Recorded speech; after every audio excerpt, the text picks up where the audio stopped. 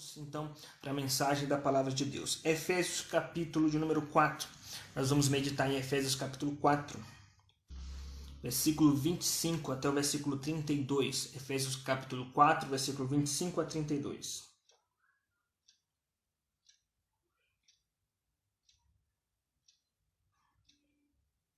Diz assim: Por isso, deixando a mentira, fale cada um a verdade com seu próximo, porque somos membros uns dos outros. Irai-vos e não pequeis, não se ponha o sol sobre a vossa ira, nem deis lugar ao diabo. Aquele que furtava, não furte mais, antes trabalhe fazendo com as próprias mãos o que é bom, para que tenha com o que acudir ao necessitado. Não saia da vossa boca nenhuma palavra torpe, e sim unicamente o que for boa para a edificação, conforme a necessidade, e assim transmita graça aos que ouvem. E não entristeçais o Espírito de Deus, no qual fostes selados para o dia da redenção. Longe de vós toda amargura, e cólera, ira, e gritaria, blasfêmias, bem assim toda malícia. Antes, sede um para com os outros benignos, compassivos, perdoando-vos uns aos outros, como também Deus em Cristo vos perdoou. Vamos orar mais uma vez. Senhor nosso Deus, queremos te pedir que o Senhor olhe para nós com um olhar de misericórdia, Pai, e nos conceda, Pai, o privilégio de sermos usados pelo Teu Espírito Santo, contemplando a obra de Cristo na cruz.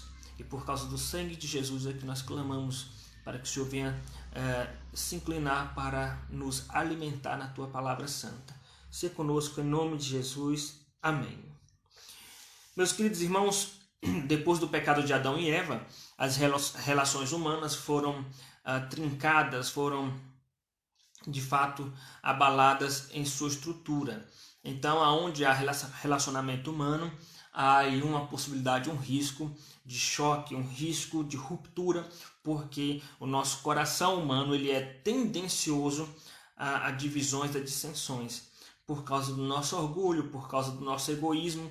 Então, por causa de tudo isso, do nosso descontrole psicológico, descontrole emocional, da corrupção do nosso pecado, as relações humanas se tornam, de fato, sensíveis. Então, às vezes, relações de amizades, elas entram em ruptura, amizades de anos de amizade, por causa do pecado humano, essas amizades entram em ruptura, relacionamento entre vizinhos facilmente entra em ruptura, relacionamento entre parentes, entre familiares, entra em ruptura, relacionamentos no casamento, às vezes termina em divórcio, termina em infidelidade, termina em muita briga. Então, as relações humanas estão sensivelmente trincadas por causa do pecado de Adão e Eva.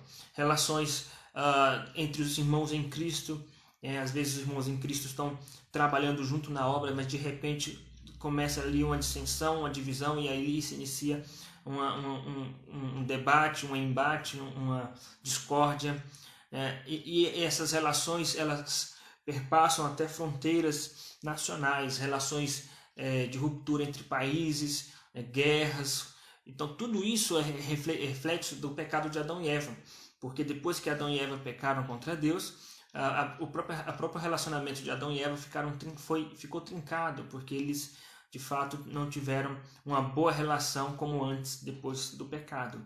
Isso já ficou evidente também no relacionamento de Caim e Abel, onde Caim matou seu próprio irmão por inveja e por raiva. Aconteceu também com os irmãos de José, naquela crise dentro da família. Então, é comum haver discórdias, e nós vamos falar agora de igreja, porque Paulo escreve a sua carta a uma igreja, que é a igreja de Éfeso, e ele exorta aquela igreja sobre a questão do amor fraternal. Isso já nos deixa atentos e alertas ao saber que dentro da igreja é comum essas discórdias. As pessoas que saem da igreja se decepcionam com a igreja e não querem mais saber de igreja porque eles dizem que a igreja é repleta de gente falsa, de pessoas falsas, hipócritas. Na verdade, a pessoa que diz isso é a pessoa que não conhece a palavra, nunca estudou a Bíblia, o mínimo que se deveria estudar, porque se ela estudasse a palavra, conhecesse a palavra de Deus, saberia que o próprio Cristo enfrentou crises de relacionamento quando ele teve uma traição dentro do seu grupo. Então é algo natural, é algo normal dentro do seio da igreja, essas divisões. O diferencial cristão é que Deus chama esse povo para consertar o seu caráter. E o conserto do caráter dos crentes acontece geralmente, especialmente no meio dessa confusão toda chamada relacionamento. É no meio dessa confusão de um machuca o outro que Deus vai sarando as feridas e vai consertando o caráter de cada um e vai amadurecendo. Então é necessária a comunhão, é necessário o relacionamento. O que nós precisamos saber é como nos comportar nesse relacionamento. Portanto, nós falaremos hoje dos pilares de um relacionamento saudável. Os pilares de um relacionamento saudável será o tema desta mensagem com base em Efésios capítulo 4. Então, o primeiro pilar de um relacionamento saudável é a verdade. Não, é impossível, meus irmãos, manter um relacionamento saudável onde não há verdade, onde existe a mentira, a falsidade e a hipocrisia. Versículo 25. Por isso, deixando a mentira, fale cada um a verdade com o seu próximo, porque somos membros uns dos outros. A mentira é algo tão comum, meus irmãos, que o verbo aqui é para você deixando a mentira continuamente. Meus irmãos, existe uma concepção ingênua de que crente não mente. Não deveria mentir, mas é muito comum mesmo no seio da igreja a mentira. É muito comum na prática de muitos crentes mentir. Nós temos que entender, meus irmãos, que existem crentes que eles não precisam estar sob uma situação de pressão para mentir. Porque existem pessoas que elas mentem, mas apenas em situações de pressão. Quando o seu chefe na empresa a obriga a mentir, fica sem saída e cai no pecado da mentira. Mas existem crentes que mentem por nada. Chega atrasado e só para esconder o seu desleixo, simplesmente inventa uma mentira, sem pressão nenhuma. Então tem pessoas que mentem facilmente, e isso é muito comum em muitos crentes. Então a verdade ela é essencial para que haja um bom relacionamento. Pessoas que são dadas à mentira, os seus relacionamentos não se sustentam. Então o primeiro pilar de um relacionamento saudável é a verdade. O que significa então essa verdade? Significa deixar a mentira, versículo 25. Por isso, deixando a mentira. E por que nós temos que deixar a mentira? Nós temos que vencer a mentira. Por causa do novo homem. Quando ele fala no versículo 25. Por isso o quê? No versículo 24. E vos revistais do novo homem. Esse novo homem ele se reveste segundo Deus, segundo a imagem de Deus. Então eu tenho que imitar o caráter de Deus. Capítulo 5, versículo 1.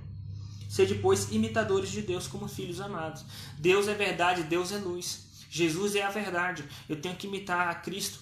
Então eu tenho que abandonar a mentira. Nós temos que viver uma vida de verdade. Então o que significa essa verdade no relacionamento? Significa abandonar a mentira e significa viver uma vida de transparência com o nosso irmão em Cristo. Versículo 25.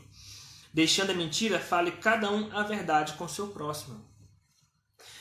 Existem pessoas que não são dadas à mentira, não mentem, não gostam de mentir, mas são pessoas também que não são sinceras com seus sentimentos, não são sinceras em seus relacionamentos.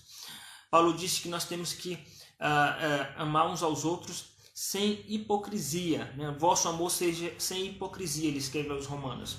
A palavra hipocrisia significa sem máscara, hipócrates, significa aquela máscara que se usava no teatro romano.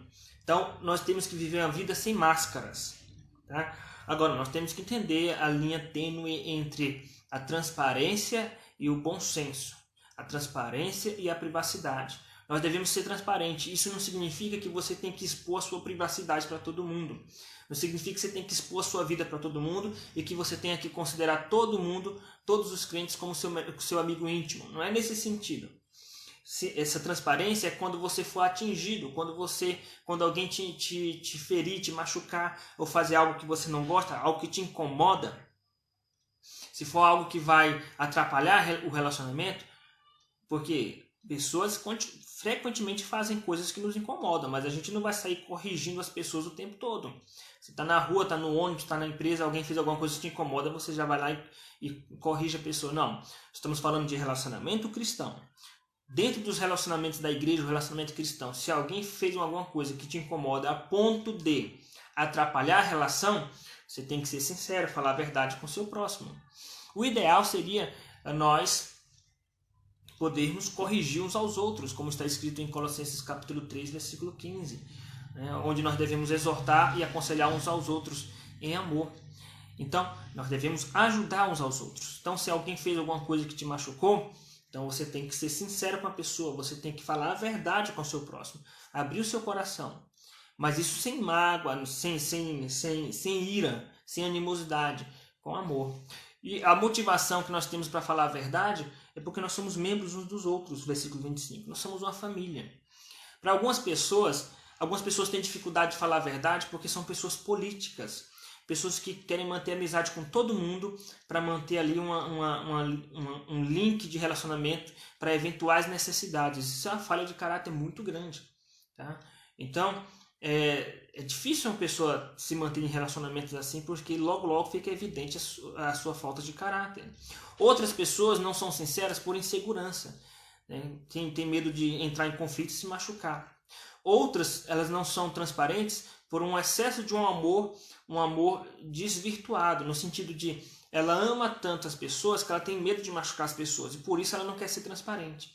Mas ela não entende que a transparência, a verdade, a correção é um aspecto essencial do amor. Então, de fato, nós temos que sermos sinceros e transparentes porque nós somos membros uns dos outros. Então, o primeiro pilar de um relacionamento saudável é a verdade. Então, devemos nos relacionar em verdade, deixando a mentira e sendo transparentes. O segundo pilar de um relacionamento saudável é a mansidão. É impossível haver um relacionamento saudável se não houver mansidão. Mansidão significa, em outras palavras, uma paciência pautada no amor de Deus. Significa complacência, significa um ato de misericórdia, de compaixão. Significa um ato de longanimidade. A mansidão é você demorar para você se irar, você ser paciente com o seu irmão. Então, a mansidão ela é um pilar essencial para um relacionamento saudável. Versículo 26. Irai-vos e não pequeis, não se ponha o sol sobre a vossa ira.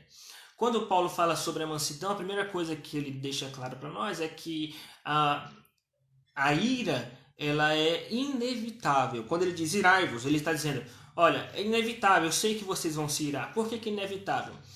Por dois motivos. Porque Deus colocou na imagem de Deus em nós, em nossos corações, um senso de justiça aguçado. Esse senso de justiça serve para a manutenção social, porque se não houvesse o senso de justiça no inconsciente humano, as pessoas iriam se degladiar a ponto de se autodestruir. Existe esse senso de justiça por causa dessa questão social, mas também o senso de justiça para nos lembrarmos que existe um Deus justo. E esse senso de justiça é um reflexo da imagem de Deus em nós. Por isso, quando nós presenciamos uma injustiça, nós ficamos irados. Por isso, quando nós presenciamos uma injustiça conosco, nós também ficamos irados, porque a Bíblia diz que o amor não se alegra com a injustiça. Todavia, como o nosso coração, meus irmãos, é corrupto e extremamente corrupto, essa ira em nós ela é tendenciosa. A ira em Deus é uma ira santa. A ira em nós é uma ira manchada pelo pecado. Então, geralmente, a nossa ira ela é pecaminosa. Mesmo quando alguém nos machuca, ela é desproporcional e pecaminosa simplesmente porque a nossa imagem foi atingida, o nosso orgulho foi ferido, ou alguém subtraiu algo de nós que causou a ira. Então, Paulo diz, é inevitável a ira. O outro motivo por que é inevitável, por causa do nosso descontrole pós-queda. Depois do pecado de Adão e Eva, nós temos dificuldade, uma profunda dificuldade de manter um equilíbrio emocional e psicológico. Então, facilmente nós nos descontrolamos e vem o sentimento de ira. Alguns se iram tão facilmente que põem para fora com gritaria, com blasfêmias, com xingamentos, né, com tom de voz. Outros, eles são pessoas que não expõem para fora a sua ira, mas a ira está lá dentro. Ela vai expor a sua ira através de fofoca, através de armadilhas para manchar a imagem do outro, através de maquinação do mal. São pessoas vingativas, estão caladas, mas ela por trás vai ruminando a imagem do outro. Essa é uma outra forma de ira. Então, qual é a solução para que nós consigamos ser mansos? Primeiro, você tem que entender que a ira vai ser um evento inevitável em nossas vidas. Em segundo lugar, nós temos que entender que nós não devemos permitir que essa ira se transforme em um pecado maior, em outros pecados. Então ele diz, irai-vos e não pequeis. O que significa não pecar? Significa não demorar para resolver a situação. Versículo 26. Irai-vos e não pequeis, não se põe o sol sobre a vossa ira. Ou seja, você tem que resolver antes que o sol se ponha. Você tem que resolver essa situação com seu próximo que te causou a ira antes que o sol se ponha. Se é com seu esposo ou com sua esposa que você está irado, não deixe para o dia seguinte. É com seu irmão em Cristo que você está irado, uma queixa, uma raiva, então não deixe para o dia seguinte. Resolva o quanto antes. Alguns estudiosos acham que Paulo está falando isso aqui como a herança da filosofia grega de Plutarco, que dizia que você tem que resolver as suas crises de relacionamentos antes do pôr do sol. Outros estudiosos acreditam que Paulo está extraindo isso aqui da teologia do Antigo Testamento, do Salmo 4:4. Salmo 4, versículo 4 diz: consultai no travesseiro o vosso coração e sossegai. Ou seja, ao deitar você tem que refletir sobre a sua vida, se tem alguma coisa para você consertar, então você conserta e depois você sossega. Independente de qual seja a origem, de fato é incerta a origem, o que importa é a Bíblia diz que você tem que resolver o quanto antes. E por que nós temos que resolver o quanto antes essa situação? Porque se nós demorarmos para resolver, isso vai ruminando a nossa saúde. A ira, a mágoa vai ruminar a nossa saúde. Você vai se tornar uma pessoa com gastrite nervosa, uma pessoa estressada, uma pessoa depressiva, porque aquilo vai te consumir, aquela ira, aquela raiva, aquela mágoa. Então você tem que resolver o quanto antes.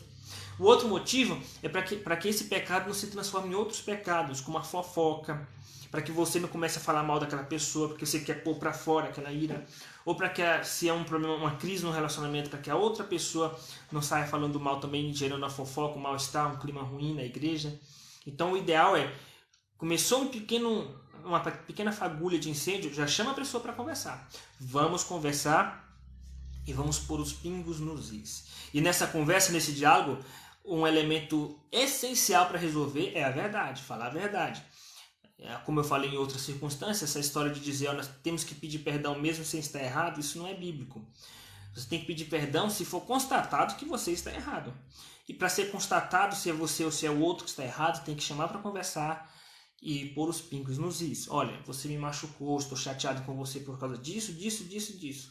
Eu queria desabafar com você porque é bíblico nós falarmos um ao outro em amor para nos consertarmos.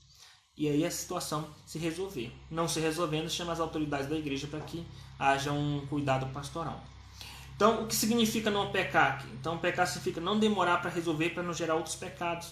O descontrole. Se você deixa para o dia seguinte, isso vai aumentando a sua ira, daqui a pouco você está descontrolado, começa a falar mal, começa a gritaria, começa o xingamento. Versículo de número 31. Longe de vós toda amargura e cólera, ira, gritaria, blasfêmias, bem assim toda malícia. Versículo 31 é o resultado da ira não resolvida. Você não resolveu a sua ira, está com raiva, está chateado, você está postergando para resolver, daqui a pouco você está amargurado, daqui a pouco você está encolerado, com cólera, irado, você está começando a falar alto, gritaria, blasfêmias, xingamentos e toda sorte de malícia, distorcendo as coisas por causa de um coração iracundo, um coração torpe. Então não deixe para o dia seguinte quando você está chateado com alguém. Não deixe para o dia seguinte, resolva. Muito bem, versículo de número 29 ressalta também essa questão de você não deixar para o dia seguinte, porque senão vai começar a sair da sua boca coisas inconvenientes.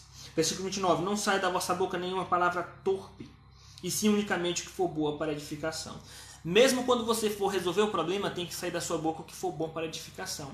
Chama seu irmão para conversar, mas abra o seu coração, fale a verdade, seja transparente, mas com o objetivo de edificação mútua, não simplesmente de jogar na cara, como se diz numa linguagem mais popular.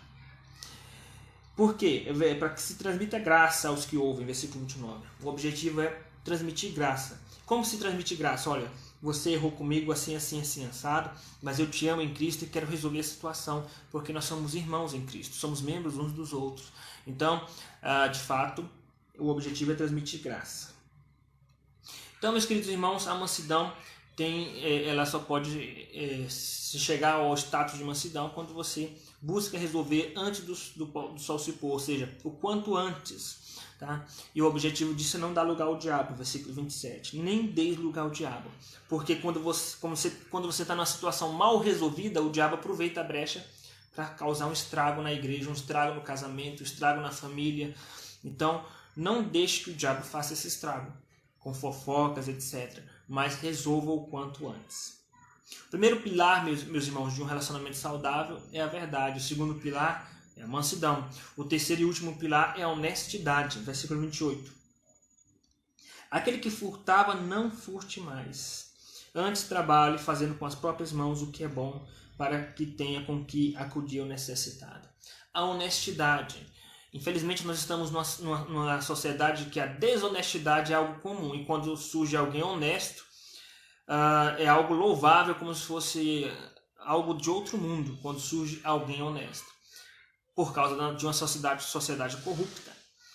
Mas vamos pensar não no macro agora, pensar no micro, que é na nossa vida diária. Nós temos que entender que existem crentes que são desonestos. Primeiro, para com Deus, são crentes que não ofertam ao Senhor, crentes que não dizimam ao Senhor. Isso é uma desonestidade, isso é roubar, isso é furtar, roubar de Deus. Malaquias. Existem crentes que são desonestos na empresa, né? Ou seja, furtam, roubam da empresa onde trabalham. Existem crentes que são desonestos em seus relacionamentos com a situação civil. Crentes, por exemplo, que vai tirar a carteira de motorista, compram a sua carta. Tem gente que ao receber a multa do guarda, ele vai se corrompe e paga para o guarda não o multar. Então existem várias implicações do não furtarás, e muitos crentes lidam com isso com tranquilidade, quando nós temos que entender que é uma coisa muito séria. Qual é a solução? Qual é o caminho para não roubar, para não furtar? Qual é o estilo de vida que Deus quer para nós? Um estilo de trabalho, versículo 28. Antes, trabalhe. O trabalho é uma bênção de Deus. Muita gente tem horror ao trabalho. Quando chega na segunda-feira, já tem que ir para o trabalho. O trabalho é bênção, porque é o seu meio de sustento. O trabalho é bênção para a sua saúde, para o seu psicológico, para a sua família. O trabalho dignifica o homem, o trabalho reflete o caráter de Deus, porque o próprio Deus trabalha. Deus nunca parou de trabalhar. O trabalho da criação ele cessou, mas o trabalho da manutenção da criação ele continua. E Jesus diz: eu e o Pai trabalhamos até agora. Mas qual é o principal objetivo do trabalho? Será que é somente ficar angariando recursos e riqueza e luxo? Um dos motivos do trabalho que as pessoas às vezes esquecem é para você ter condição de ajudar o necessitado. Então não é só para você manter a sua família, não é só para você abençoar a obra de Deus, mas para você ter o prazer e a alegria de ajudar quem precisa. Versículo 28. Fazendo com as próprias mãos o que é bom, para que tenha com que acudir ao necessitado. Entendendo também a ética do trabalho cristão, que o que é permitido no trabalho cristão? Trabalhar é fazendo o que é bom, não trabalhos corruptos, né? Vou trabalhar num bingo, vou trabalhar numa casa de noturna. Não, é trabalhar naquilo que é bom, naquilo que agrada a Deus. Então, meus irmãos, esses são os 3 pilares de um relacionamento saudável: a verdade, mansidão e honestidade. Para concluir, por que nós devemos lutar para conseguir cumprir esses 3 pilares? Para não entristecer o Espírito Santo. Versículo de número 30. Versículo 30 diz: e não entristeçais o Espírito de Deus, no qual fostes selados para o dia da redenção. Eu tenho certeza da minha salvação, estou selado para o dia da redenção. Então, se Ele me deu esse presente, que é a certeza da salvação, o selo do Espírito, eu tenho que me esforçar para não entristecer o Espírito Santo. E se tem uma coisa que entristece o Espírito Santo, relacionamentos quebrados dentro da igreja. E uma outra razão, por causa da cruz de Cristo. Por isso que eu tenho que agir com amor, com mansidão, com perdão. Versículo 32. Antes, sede uns para com os outros benignos, compassivos, perdoando-vos uns aos outros, como também Deus em Cristo vos perdoou. Deus nos perdoou em Cristo na cruz. E por causa da cruz, eu tenho que perdoar meu irmão, eu tenho que ser benigno, compassivo e manso para com meu irmão em Cristo. Meus queridos irmãos, esses são os 3 pilares de um relacionamento saudável. Falar a verdade, ser transparente, ser manso, ou seja, não deixar para o dia seguinte para resolver a situação, e a honestidade nos relacionamentos e no trato. Que Deus assim nos abençoe. Vamos orar para encerrar. Senhor nosso Deus, queremos te agradecer por tua misericórdia em nossas vidas, porque o Senhor nos alimenta mesmo em face das nossas limitações. Que o Senhor continue nos abençoando neste dia, em nome de Jesus. Amém. Que a graça do nosso Senhor Jesus Cristo, o amor de Deus revelado na cruz e a comunhão do Espírito Santo seja sobre cada um de vós desde agora e para sempre. Amém. Amém, meus queridos irmãos. Só alguns avisos: às 10 horas nós teremos aula da escola dominical em nossas salas, aula para as crianças, jovens, adultos e adolescentes através do aplicativo Webex. E também nós teremos a possibilidade de fazer a aula da escola dominical também através da live, Facebook, Instagram, com o objetivo de alcançar as pessoas que têm dificuldade de acessar o aplicativo Webex. Então, até às 10, aguardo vocês, que Deus os abençoe ricamente. Um forte abraço.